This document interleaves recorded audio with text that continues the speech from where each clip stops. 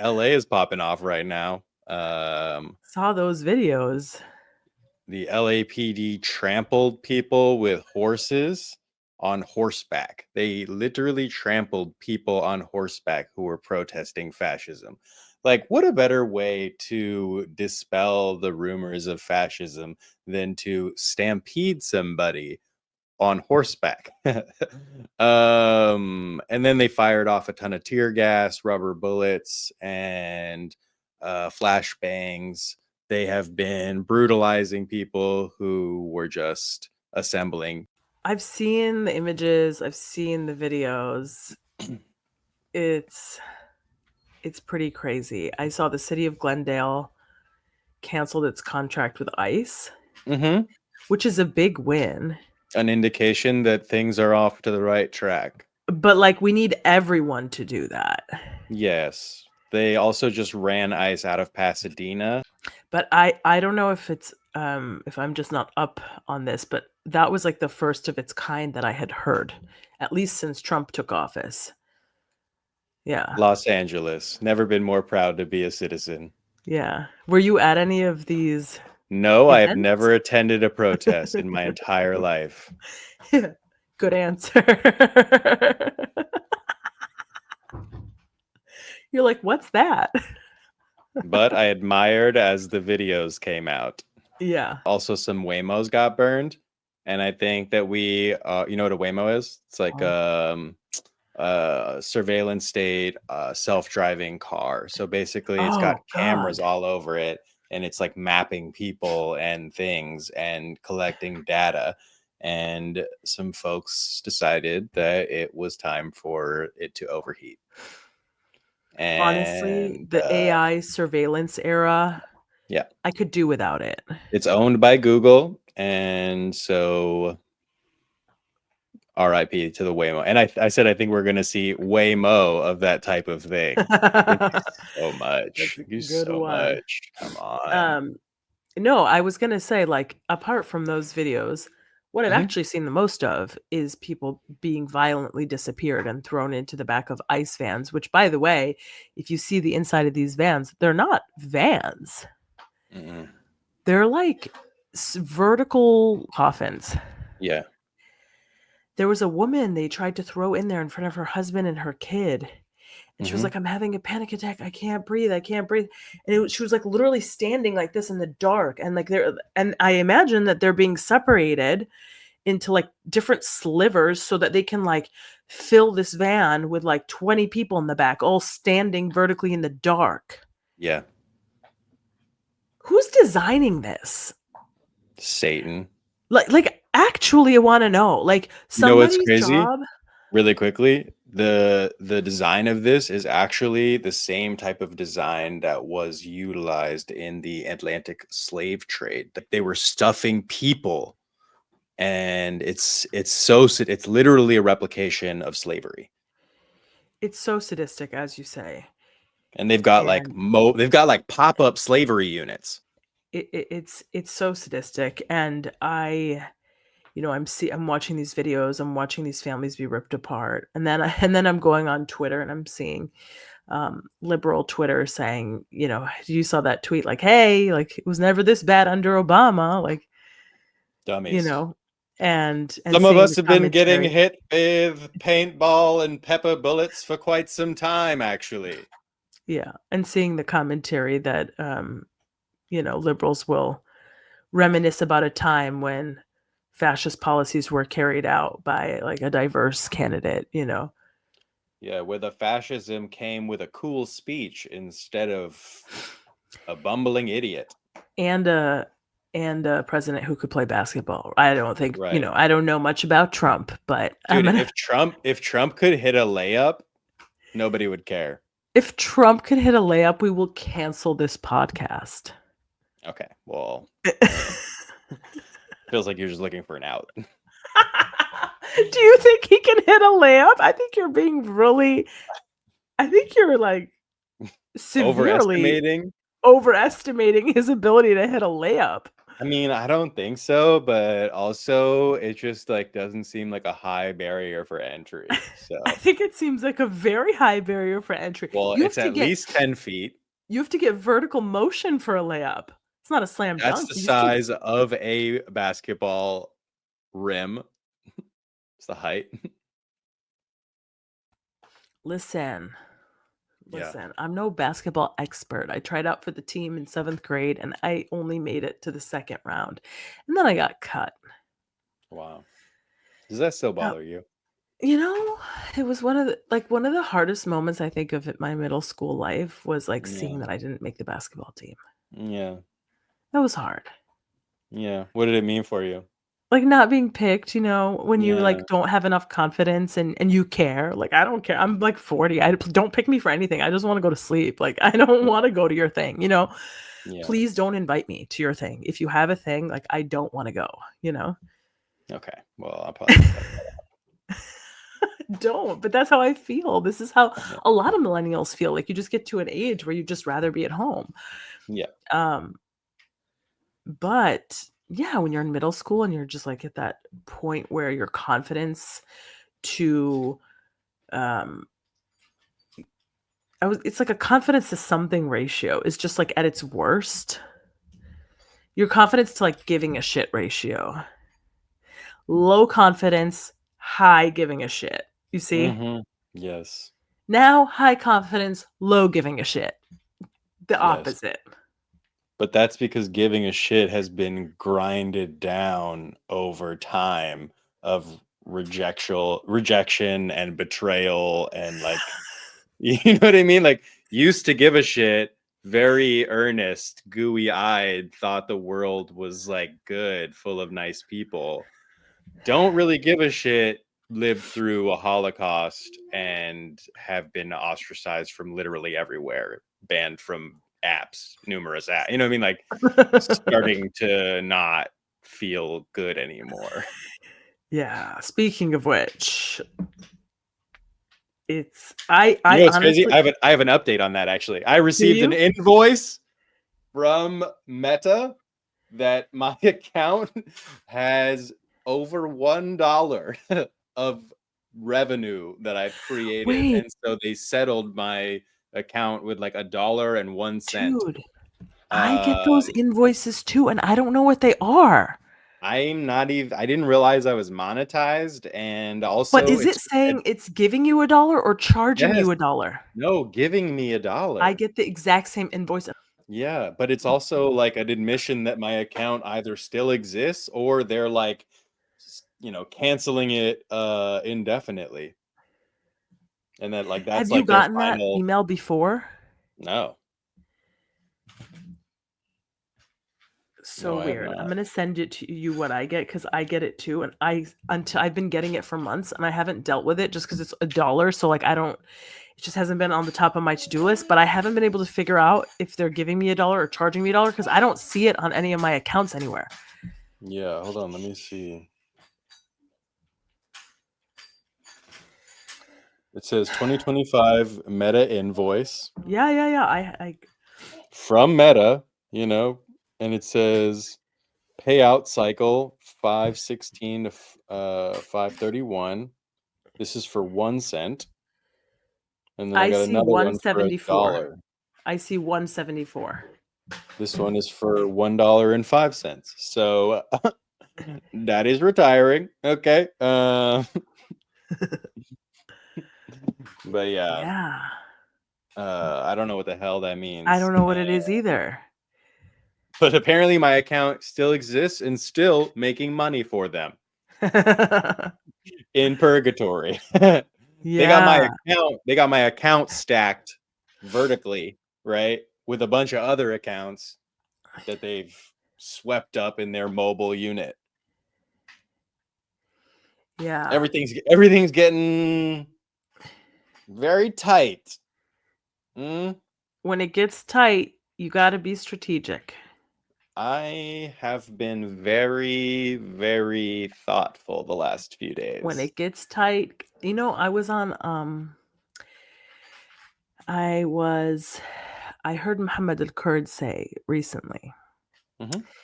that he thinks about organizing in like a strategic way, and he thinks about ways to raise the ceiling. I just finished his book, and he was like saying this in like one of the discussions he was having about his book. He was saying you have to think about strategic ways to raise the ceiling. The goal should always be to raise the ceiling. So, for example, the lawsuit that's being brought in the UK by a group of lawyers to get Hamas removed from the foreign terrorist list of the government. Mohammed commented, like, this is an example of raising the ceiling, changing the terms of the debate, right? Setting the debate on your own terms.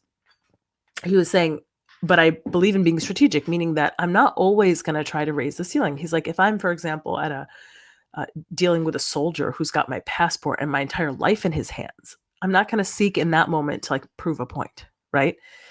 And he's like, but when I go on TV and like the risk is relatively low, like there's no risk to me in the immediate moment when I'm on TV, that's when I will seek to do what I can to raise the ceiling. And when I heard that, that really resonated with me, because I've always thought that, but I haven't really like been able to articulate it in that way, where I've always been like, no, you have to be strategic, but I haven't been able to articulate it in the way that he has, where he's like, it really depends on what's at risk in that specific moment. And right now you're like, the walls are closing in on the space for advocacy, whether digitally, or otherwise. And I think that means that we really have to be very clear about our message and not motivated by emotion, because what they get you when it's the emotion that talks. And the more restrained you are and focused, the more you can kind of navigate what they're doing. And at some point the walls will, like it's ever evolving. Like right now it's becoming more restrictive, but like people will adapt and evolve and change, and we'll create new spaces.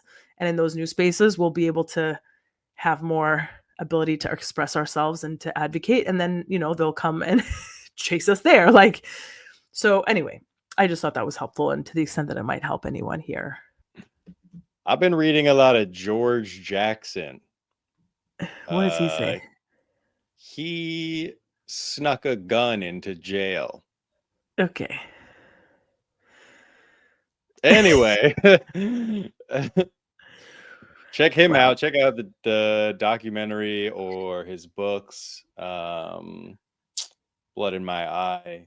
And he was one of the foremost revolutionary minds of our recent times. And he was a field marshal in the Black Panther Party.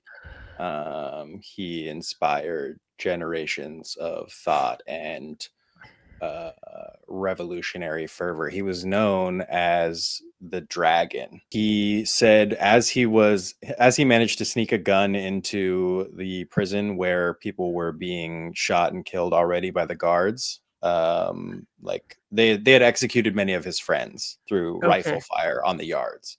And like they were just executing people like in the prison yard. Yeah. And even the white inmates were like, what the fuck? We were just going to fight them, Oh, okay. So okay. And the white guards had been targeting black inmates with rifle fire from above, in the watchtowers. And after that, and he's in jail on a 1 to life, which is crazy, right? He did like a small armed robbery or something like that. And he was sentenced to a 1 to life and ended up serving life and ultimately death in jail. But it's because, he brought a gun in and organized an insurrection inside the prison in California. Wow. And they make a movie about this? No, of course not. They don't want people to remember this. I don't know, a documentary, an indie filmmaker. Oh yeah, there's documentaries about him, but not like a Hollywood, not like a Spielberg. yeah. I would love to make a movie about him. But yeah, there was this is what he said during the insurrection. He said, "I am a blade in the throat of fascism." Wow. And so it's like he understood that he probably wasn't going to make it out. Oh, and this is after his brother, I'm telling the story the whole like so wrong. I'll cut this. Like his No, it's okay. brother, I mean, his this brother. is So organic.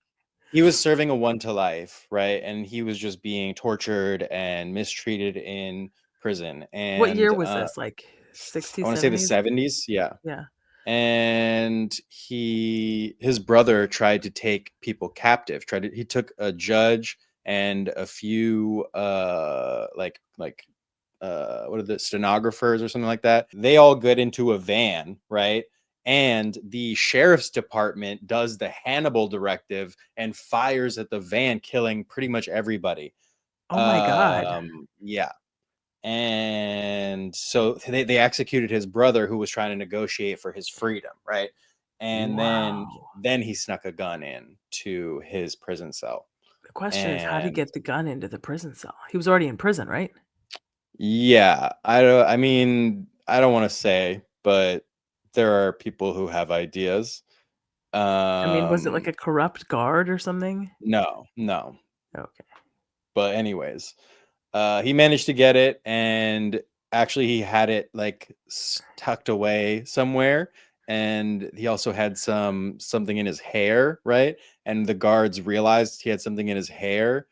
A clip falls to the ground of Whoa. a low, and he already had another clip, and he Not a hair slammed. clip, by the No, way. no, a Let's pew specify. pew, a pew pew clip, Right. and he has another one that he slams into the chamber and takes them all hostage in that moment, because they're trying to like check him for stuff, and he said, "Nah." Does he get killed in that He moment? said, "No, no, no." He takes them captive for like the whole day, and there's a standoff where they open the gates to a lot of the other prisoners. Some of the like many of the prisoners join, and they overthrow the prison for at least the day until there's like a large shootout where 4 people are killed, 2 guards and 2 political prisoners. One of And them what is George Jackson. and he ends up being killed later on. Okay. Yeah. He's killed. He's one of the 2 political prisoners killed in the Got it. massacre. Got it. Yeah. Wow. What a Yeah. story. But he's like at the forefront of revolutionary thought. And he's also in and from and a product of California. And so, you know, it's he was also like super influential in the Black Panther Party. And They I just haven't feel, whitewashed his history yet. well, they've just suppressed his history It where most people don't know about him, right?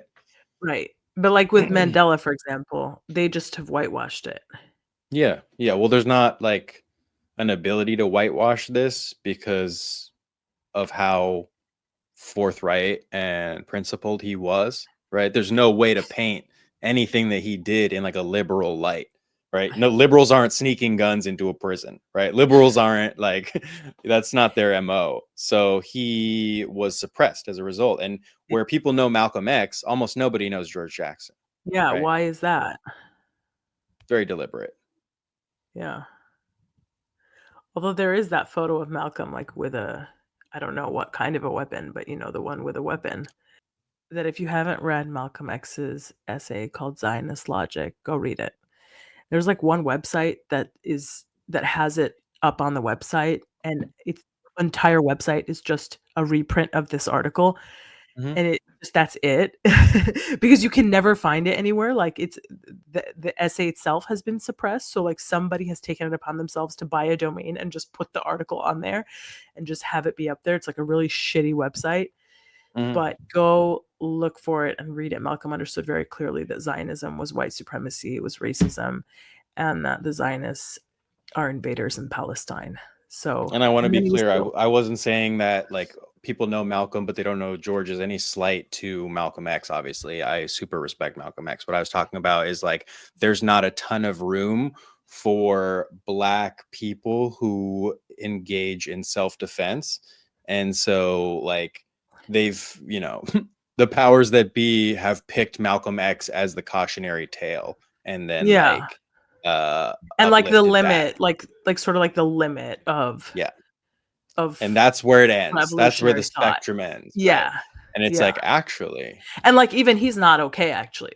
you know. Yeah, even he is He's not compared okay. to MLK Jr., who they are like He's now not telling okay. people that they like, even though they assassinated him. Right. So And Bernie he's the Sanders, I limit. don't know if you saw, Bernie Sanders Oh, I was saw. like, yeah. So Bernie Sanders recently tweeted about the LA protests. He was like, Dr. Martin Luther King told us, like, we need to do nonviolence. And it's just like, gang, you took time away from telling people that Israel has a right to defend itself to remind people protesting fascism that they don't. It's just not true. Like this notion, he's carving out an entire set of rights that people have. Yeah. Right? Even within the law, they have these rights. If you're occupied and you're colonized people, you have the right to armed resistance within the respect of certain boundaries, but you have that right. So what he's trying to do is he's trying to essentially erase an entire body of rights which exist for people and just say that like nobody ever in any scenario has the right to this and that all means of resistance should always be peaceful.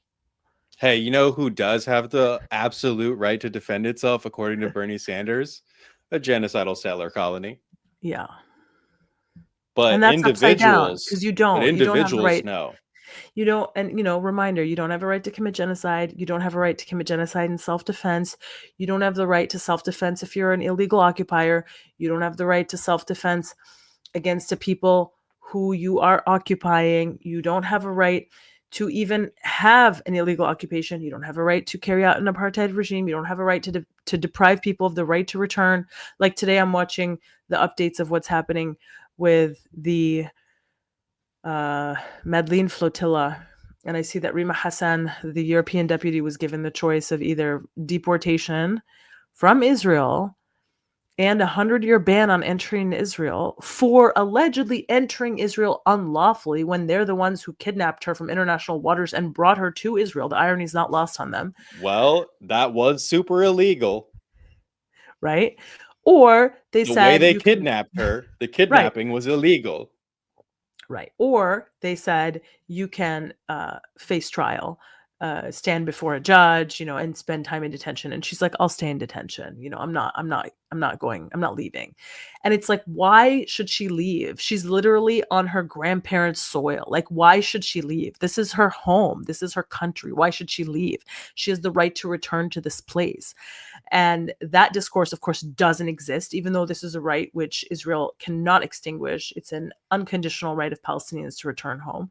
And then, of course, like we're just being flooded with this discourse in the mainstream media, if it's even being talked about at all, that the flotilla is just all about Greta Thunberg, and that's it. The point is that there is actually a internet blackout in Gaza right now. I bought eSIMs for a few friends of mine because they have no access.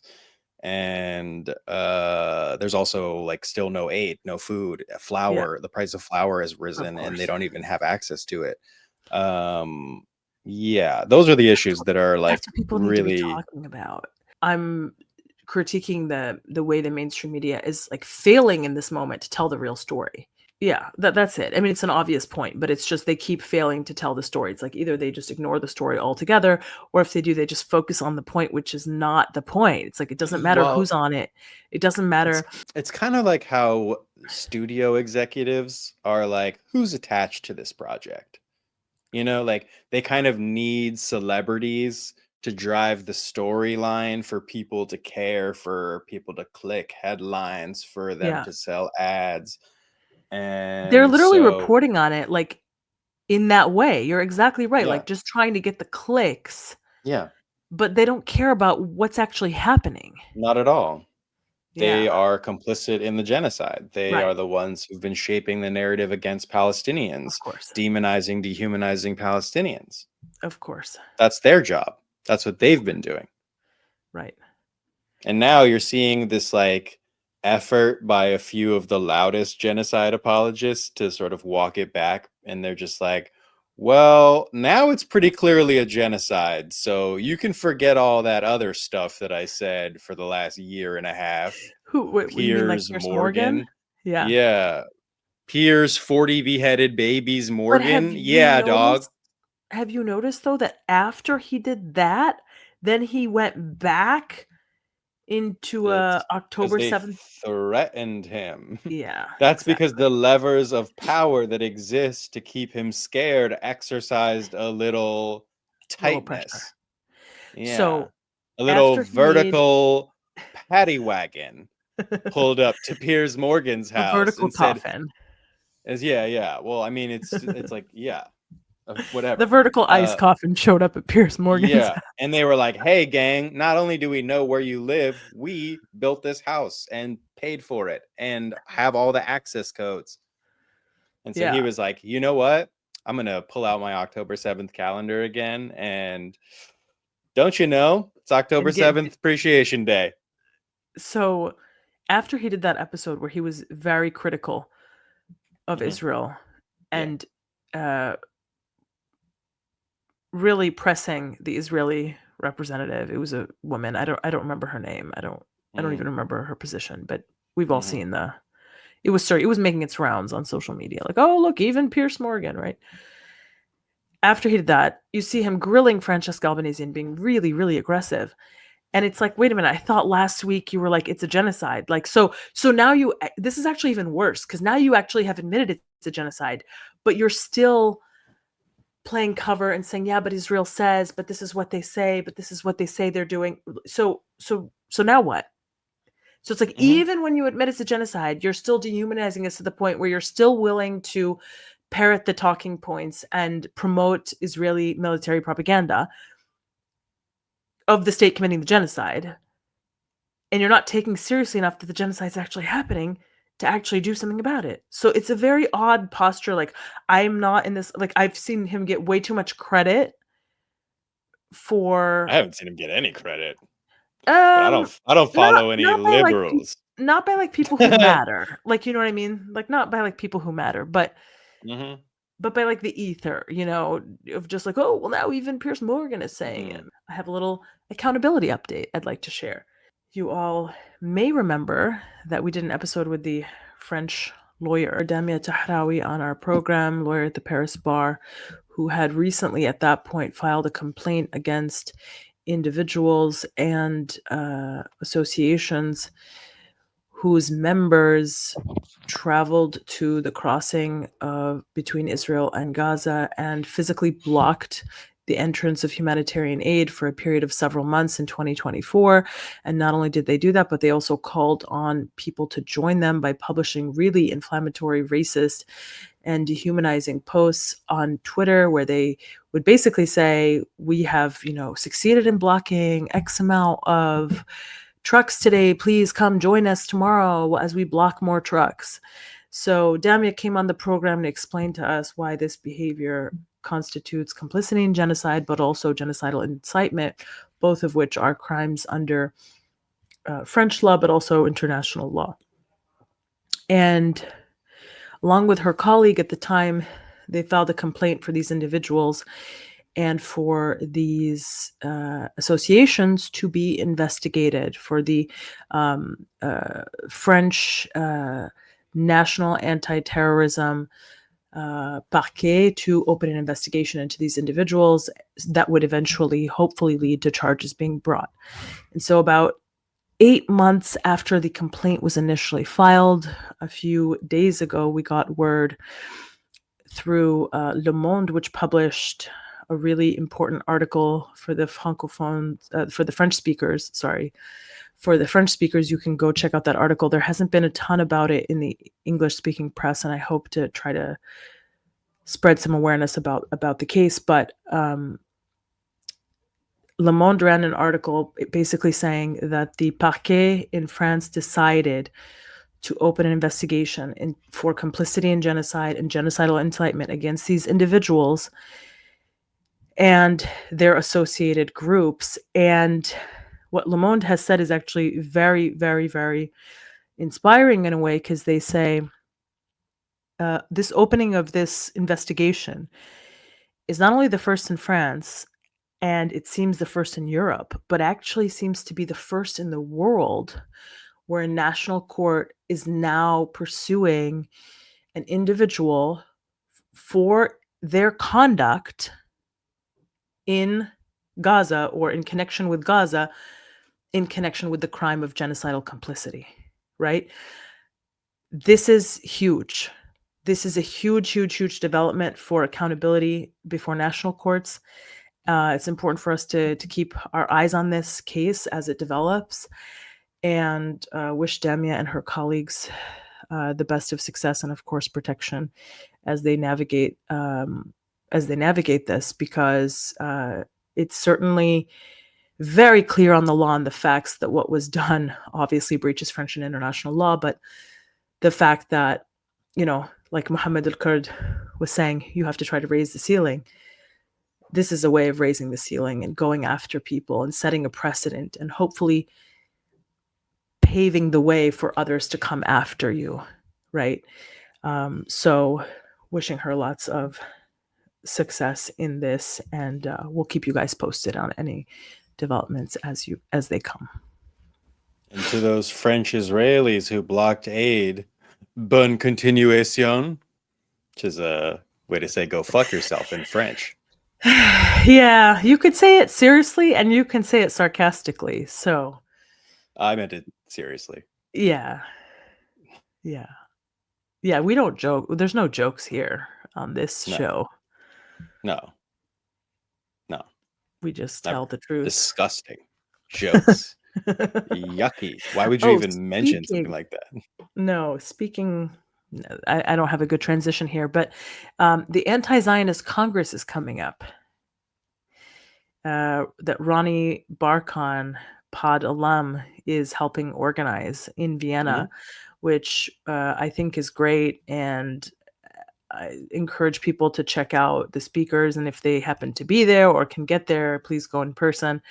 He asked me to speak, but I couldn't make it there physically. And I don't think they're doing much Zoom speakers. So I unfortunately had to decline, but I think it's important for people to go, and I'm happy to see this type of organizing from anti-Zionist Jews in this moment, because I think it's critical. Uplift the Samir Project. They're the ones that are distributing aid and food and water, literal water distribution. And they are also providing like tents and some medical assistance as well through their program, the Samir Project. And then I would encourage people to look into Palestine Action, palestineaction.org. The latest polls out of Europe that show that like 70% of Western Europeans now have a negative image of Israel. That was the latest one in Europe. And then in the US, the latest one was the 53% of Americans now have an unfavorable view of Israel. So there's been a tremendous shift in public opinion, but it's still not enough to bring about that global movement that is needed in order to really create the significant pressure to break through this political impasse of just like no political will. Like you have the US coming out and saying, oh yeah, the two-state solution, we were lying the whole time. Like, we're not ever going to do that. And it's like, we know, because we've been telling you that was all a farce just for you to create facts on the ground in order to entrench the colonial regime. Like, we knew. But now Mike Huckabee has come out and said it and said, if you want a state, you can put it in Saudi Arabia or put it in another Arab country, but like, you'll never get it here. And it's like, well, we knew that, but you had this discourse for decades saying the opposite. So just look how disingenuous that is, and just keep considering the total inconsistency between what the people feel and what the policymakers are doing. And so in order to shatter that, you need like 100% of people on board. Yes. And I don't know. That's what I think, but I could be wrong.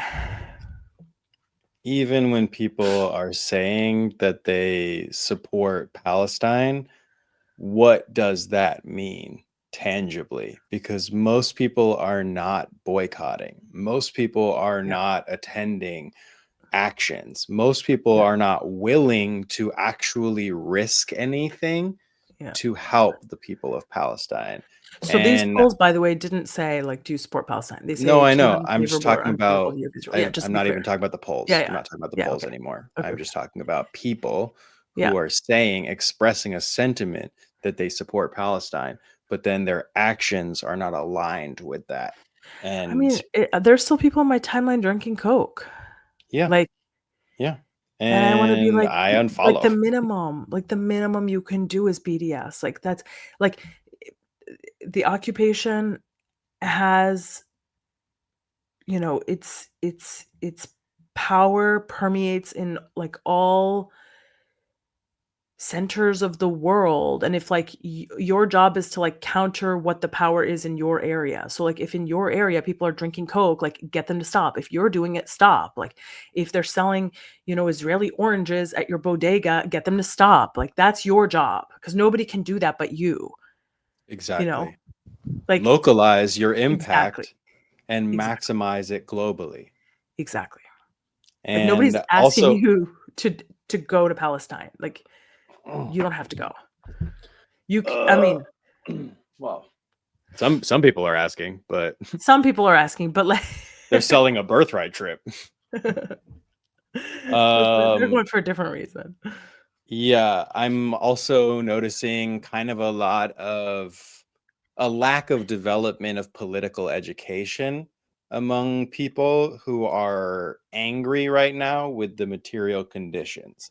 And so they're going out to the protests, allegedly, and they are like confronting the police officers with kind of like a monologue, where they're like, Okay. you swore an oath to uphold and defend the Constitution. Don't you have morality? Don't you want I to have not suffer? seen this video. Oh my God, there's a ton of that going on in Los Okay. Angeles. And it's just very embarrassing because you sound stupid. You don't recognize that they are enemies of the working class, that they Right. are traitors. They are literally there because they want to be, and they're getting paid to be there. That's their job, is to oppress us. And so when you go to the protests on the front lines and you just start yelling at these, soldiers for imperialism, you're like, don't you have any morality? And they're like, no, I have a Ford Mustang. You know what I mean? Like, they don't care. They're like, "No, I have a taser." Yeah, I have a 40 millimeter rubber round and you're about to meet it. Yeah. Yeah. So if you're going to the front lines, super duper protect yourselves. I've seen way too many people on the front lines with literally no protection. Are you crazy? They, the police have declared war, and you're showing up to the front lines with no protection. People are getting hurt. People are getting hurt right now because they're just not prepared for the confrontation that they're in. Yeah. You posted something that was like, "Carry umbrellas." I mean, I literally have a stand-up clip that Yeah. I have edited with the police footage of them shooting at me, Yes, right? I I remember. was on the front lines of a protest and the police shot at me with rubber bullets. But I had like an umbrella. So I was like blocking them and shit. Because I have studied Hong Kong. Okay, thank you so much. So I was kind of feeling myself in the moment, because like he shot off like 3 at me initially, and I blocked all 3. So I was like, bitch, But yeah, LAPD, he did not get discouraged by that. He got creative, okay? And what he did is he fired a shell off the ground, ricocheted off the ground, hit me directly in the nuts, okay? And as a citizen, I was like, that is police brutality. But as an American, I was like, what an amazing shot. Okay? An image where you can see me holding an umbrella on the front lines. Everybody behind me has retreated. And it's because it's like nobody was ready. Nobody had umbrellas that day. But that was in 2020. And I had been studying Hong Kong, and they were effective at creating like a phalanx of umbrellas so that nobody was injured, pretty much. Or like if Wow. there was injuries, they were immediately treated by street medics. Yeah. And so LA has a good infrastructure of sort of like anarchist communist groups who are organizing, right? Food Not Bombs was actually out at the protest. Bring Everybody her should up. be diligent and recognize the gravity of the situation, because the cops have openly declared war. They started firing on people who, have peacefully assembled. And were all the protests in LA related to ICE? Pretty much, but you see Were a lot any of kafiyas there, so it's like Okay. Yeah, so a it's all lot of I mean, of course, it's all Palestine connected. solidarity people are showing up to support the Yeah. ICE anti-ICE raids. Like Yeah, we, exactly. we do not want ICE in our communities. We are trying to evict them. A lot of ICE people have found that they are unwelcome. I mean, it's been abolish ICE for years now. Yeah. I So remember when AOC said abolish ICE, huh? I'm old enough to never remember. she'll never say that again. Oh no. Now she says ICE has a right to defend itself. Right. God. Now she said ICE has a right to exist. Yeah. I was trying to think of something to say. Okay, nice. Well, give you time. Yeah. I think it's good. We can Oh, you just want to end it. Damn. just You're like, actually, I don't have a tag, so just end the podcast. can we just Thanks, folks, for listening to another episode, I think. Folks, that's been another episode of the Palestine Pod. Thank you all so much for listening. Check us out on Instagram at the Palestine Pod. If you would like to send us an email, send it to palestinepod@gmail.com. And please consider supporting the project on Patreon, www.patreon.com/PalestinePod. and subscribe on YouTube and leave a comment. Yes. Always. That has been another episode of the pod. Thank you all so much for listening. Have as good a day as you can.